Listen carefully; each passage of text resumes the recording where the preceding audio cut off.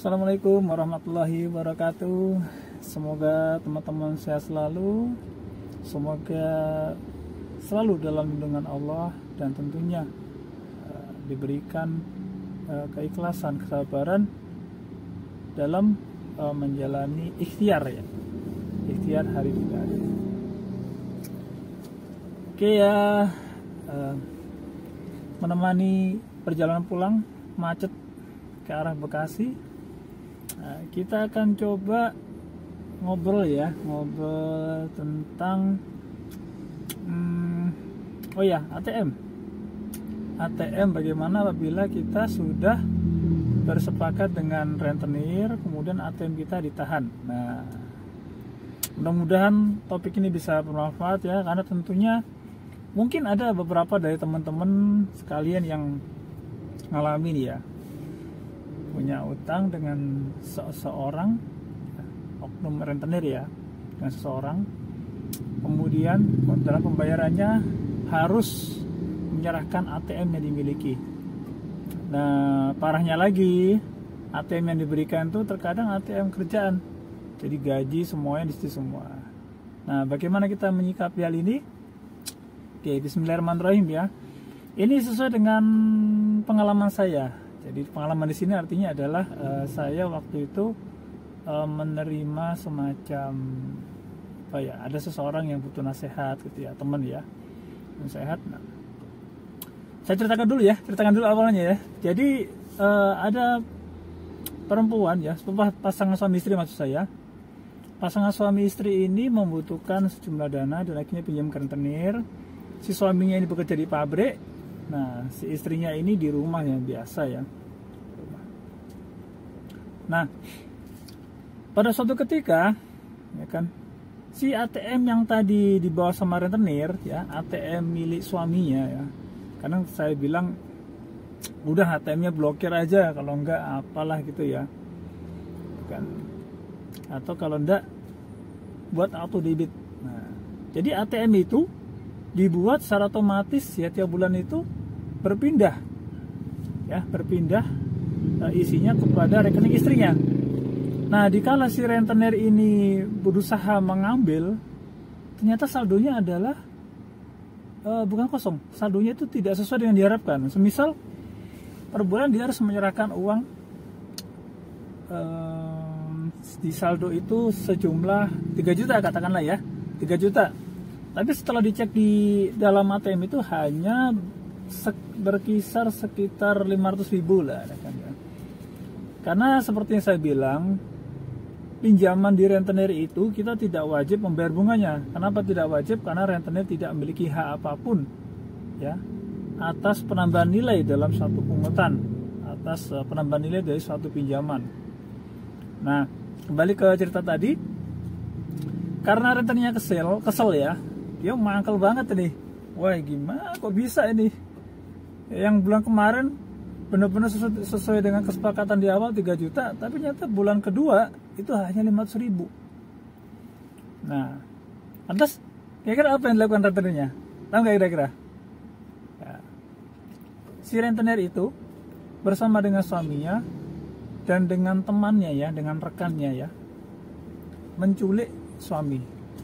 Jadi menculik laki-laki. Coba bayangkan. Jam waktu itu tuh saya masih ingat ya, waktu bulan puasa tahun 2020. Jam 11 ya. Rentenir ini datang ke pabriknya suami itu. Ya, ke pabriknya. Datang ke pabrik, kemudian pertama awalnya dia hanya ingin berbincang ya. Kemudian langsung teman-temannya itu langsung membawa dia ke mobil ya. Jadi pertama ngobrol kemudian dibawa ke mobil langsung ya, subhanallah ya. Secara otomatis suaminya tidak bisa berkata apa-apa. Jadi si istri ini menerima info dari teman kerjanya bahwa suaminya telah dibawa orang. Coba bayangkan, apa nggak panik ya seorang istri, anak satu, masih kecil ya, masih balita, kemudian ada kabar bahwa suaminya dibawa orang ya, diculik orang itu kan. Kenapa diculik? Karena tidak ada izin apapun untuk meninggalkan pabrik. Setelah sekitar sejam 2 jam ditunggu, HP-nya dihubungi tidak bisa. Istri ini mulai khawatir ya.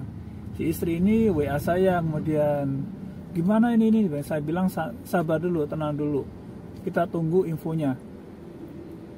Setelah selang sekitar 3 jam ya, 3 jam ya, 11, 12 ya, jam 2 itu ada info keributan di Bank BCA di Tangerang Kota. Saya lupa nama jalannya ya, di pinggir jalan tuh ya. Jadi keributan ini dipicu oleh karena seorang wanita yang ngeyel ya, mengaku bahwa dia telah ditipu oleh seorang nasabah. Nasabah ini laki-laki tadi. Jadi rentenir ini merasa dia ditipu. Wah, menjelaskan ini ke pihak bank dan sebagainya. Saya sampaikan ke istrinya ya, tenang aja mbak. Ya, bank di sini tidak boleh menengahi, tidak ada kaitan apapun, dan tidak ada unsur penipuan di sini. Karena apa? ATM itu adalah haknya nasabah. ATM itu adalah hak milik individu, bukan untuk orang lain. Dan apabila suami tadi, ya suami perempuan tadi melakukan hal tersebut adalah karena apa? Karena khawatir, ya kan? Karena khawatir bahwa ATM itu akan disalahgunakan. Yang pertama, yang kedua adalah menghindarkan upaya pemerasan. Nah ini nih, ya menghindarkan upaya pemerasan. Ya menghindarkan upaya pemerasan. Kenapa pemerasan? Jelas pemerasan karena apa?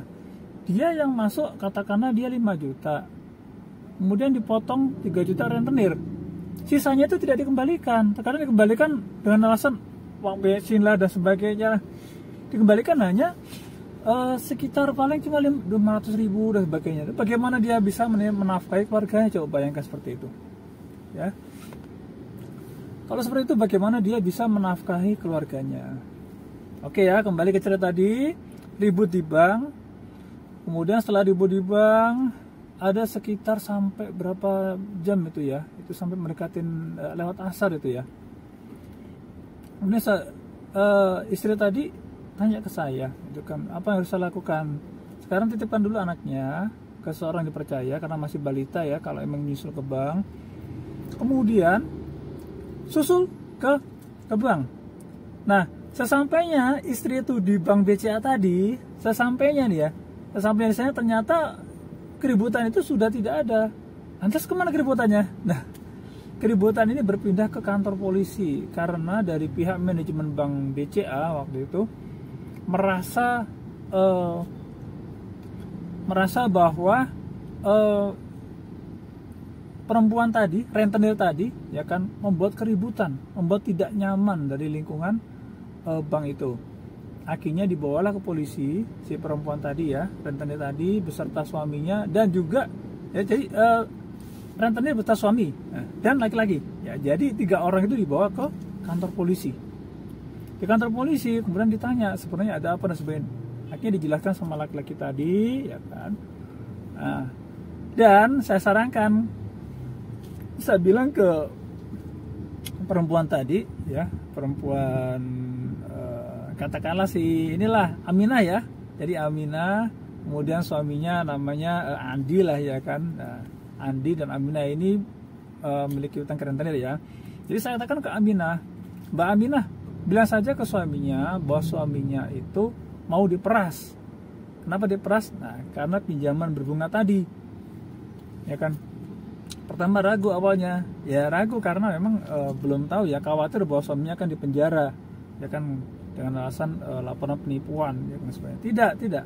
Karena ATM itu milik Andi, ya milik suaminya Aminah. Kemudian ATM itu dibawa rentenir dan rentenir itu menuntut nilainya sejumlah dengan disepakati di awal, tidak bisa. Ya kan. Debat panjang ya. Akhirnya dari pihak polisi mengatakan demikian, mediasi. Dimediasi. Ya kan, karena ranahnya adalah hutang piutang. Awalnya adalah hutang piutang. Jadi bukan pidana, ya. Jadi bukan keributan yang diangkat di situ, ya kan, karena rentenir tadi masih ngeyel uang dan sebagainya. Akhirnya diangkat adalah perdatanya atau hutang piutangnya. Akhirnya polisi menjadi mediasi, menjadi mediator di situ, ya kan. Tapi rentenir itu nggak mau kalah dia tetap berusaha menekan si laki-laki tadi, si Andi tadi ya, beserta dengan istrinya Aminah, agar membayar sejumlah dengan yang sudah disepakati, dalam artian karena ATM cuma 500, jadi nambah 2.500 ditambah dengan tambahannya. Karena apa? Membohongi, alasannya seperti itu. Ya namanya pemerasan namanya, besar pemerasan akhirnya. Karena saking keselnya polisi ya, udah mau maghrib itu, waktu itu mau buka puasa terakhir itu ya, hari ke-28 Ramadan ya, subhanallah. Coba hari ke-28 Ramadan ya kan, karena kesel sekali akhirnya polisi mengatakan kepada perempuan tadi, si rentenir tadi deh, Anda kalau tidak mau diselesaikan secara baik-baik ya kan, padahal si Andi dan Aminah bersedia membayar sesuai dengan nilai pokok, maka Anda akan dijebloskan ke penjara. Karena apa? Karena Anda meresahkan masyarakat. Tuh ya. Karena apa? Karena rentenir tadi meresahkan masyarakat. Jadi rentenir itu sampah masyarakat ya, ada di undang-undang ya, di polisian itu ya. Rentenir itu termasuk sampah masyarakat yang harus dibasmi. Ya. Akhirnya dari perdebatan itu, rentenir meskipun dia dongkol ya, kesel ya, karena apa? Karena tujuan tidak tercapai, akhirnya dia daripada di penjara mengiyakan apa yang disampaikan oleh polisi ya kan, sebagai mediator. Dan di situ dibuatlah surat pernyataan bermaterai, pertanda ada saksinya ya, ada saksinya. Oke.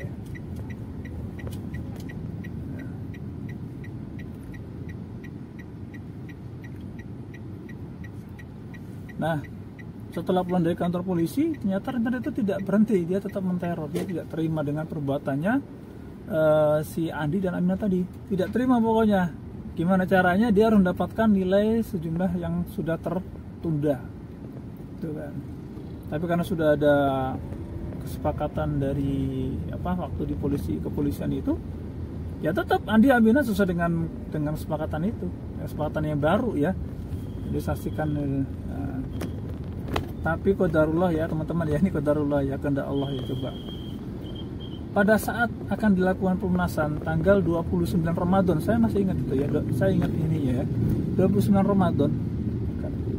Rentenir itu ceritanya dia pergi jalan-jalan ke puncak ya, ke puncak Bogor. Qadarullah, rentenir kecelakaan pada saat dia menzolimi si Andi dan Aminah tadi. Tuh ya, walau-walam ya, kita tidak tahu dosa dan sebagainya, tidak tahu, itu bukan urusan kita. Itu adalah urusan sudah ada yang ngurus ya, Allah yang mengaturnya. Lantas bagaimana dengan hutangnya? Sisa hutang tadi oleh Aminah dan Andi ya, oleh Mas Andi dan Aminah tadi diserahkan kepada suaminya. Ya kan? Dan pada saat menyerahkan itu harus diakhiri dengan apa? Penyelesaian akad. Apa itu akad? Ya, hutangnya lunas. Itu harus ya, karena awalnya kan kita berakad tuh sudah mulai ya, saya berhutang ini. Nah, berarti untuk menyelesaikan hutang itu dibayar dan diselesaikan dengan akad tadi. Makanya tadi si Andi tadi bilang ke suaminya rentenir tadi, berarti hutang saya lunas ya, ini saya bayar sisanya ini, dan saya turut berduka cita atas meninggal. Meskipun kesel ya, dan bagaimana ya, tetap diterima uangnya dan hutang itu lunas. Alhamdulillah. Jadi kesimpulan yang bisa saya sampaikan ya, saran yang bisa saya sampaikan, apabila ternyata ATM kita tertahan oleh rentenir, yang pertama adalah lakukan auto debit ya, lakukan auto debit, pindahkan rekening ya, pindahkan ke rekening yang kita miliki yang lainnya. Itu bisa baik secara ini ya, pengajuan ya, langsung ke aplikasi ya, ke bank, atau menggunakan mobile banking. Sekarang kan udah keren zamannya ya, jadi nggak perlu ke ATM, gunakan mobile banking. Gunakan mobile banking, di situ langsung tarik saldo pada awal. Jadi setelah masuk misalkan tanggal 1 gajian, ya sudah langsung ditransfer ke rekening istri atau rekening pribadi yang lainnya yang tentunya tidak dipegang oleh rentenir, ya kan. Lantas apakah rentenir akan marah? Ya jelas marah. Hal itu jelas marah, ya kan. Tapi hal itu adalah demi kebaikan apa? Kebaikan keluarga. Ya kan? Tidak boleh siapapun mengatur anggaran rumah tangga kita, tidak boleh. ya. Kita punya hutang, ya sudah kita bayar sesuai dengan hutang ya kan, dan bukan berarti mereka yang membawa ATM itu salah. Itu adalah salah. Ya kan? Dan itu sangat meresahkan, sangat meresahkan. Ya. Jadi itu dua hal yang bisa saya sarankan, ya kan, saya sarankan ya. Tidak perlu kita bikin laporan palsu ke polisi, ATM-nya hilang sebagainya ya, atau mungkin keblokir ya. Ya pernah sih ya, ada juga yang gitu ya, ATM-nya ketelan. ATM ketelan itu alasannya klasik yang manjur sekali ya. ATM-nya tertelan di ATM, kartu ATM-nya tertelan mungkin di ATM mana ya gitu kan. Nah, itu manjur sekali kalau untuk membuat buat diterbitkan ATM baru, ya kan. Ya itu sih silakan masing-masing ya, tapi kalau saran saya itu tadi ya, jadi tanpa harus kita berbuat suatu kebohongan, ya kan, karena ridhonya Allah itu tentunya di hal-hal yang baik. Allah tuh menyukai hal yang baik ya. Ya meskipun kita sudah berakad yang riba ya kan, dengan rentenir, tapi dengan tidak membuka riba yang baru dan berusaha kita mengurangi hal-hal yang sifatnya mendatangkan kemudaratan, ya, insya Allah juga usaha kita itu insya Allah akan dapatkan hasil yang tentunya demi kebaikan. Oke ya. Jadi mungkin itu sedikit bincang-bincang kita, ngobrol kita sore hari ini ya, menemani saya pada saat macet ya kan, mudah-mudahan bisa bermanfaat. Dan apabila ada teman-teman yang ingin menyampaikan sesuatu atau menanyakan sesuatu, silakan dicantumkan di kolom komentar. Nanti insya Allah ya kan, apabila saya tahu dan saya memahami konteks permasalahannya, insya Allah akan saya sanggah, dan mungkin apabila kurang jelas, insya Allah akan saya buatkan video secara detailnya. Tentunya didasari dengan hal-hal yang baku ya, baik itu dari segi hukum yang saya ketahui atau dari segi fikihnya ya yang saya pahami ya kan. Kalau saya belum paham atau belum tahu, tentunya saya akan mencari sumber-sumber yang relevan yang dapat dipertanggungjawabkan. Baik buat teman-teman, semoga sehat selalu, semoga tetap dalam lindungan Allah, dan terus berikhtiar dan juga menebar kebaikan. Oke, akhir salam. Semoga video ini bermanfaat dan menjadi edukasi ya, jadi edukasi karena berbagi dari pengalaman ya, tentunya mudah-mudahan ada bekal, ada pelajaran yang bisa dipetik atau diambil. Oke, sehat selalu ya. Tadi macet-macet ya. Assalamualaikum ya.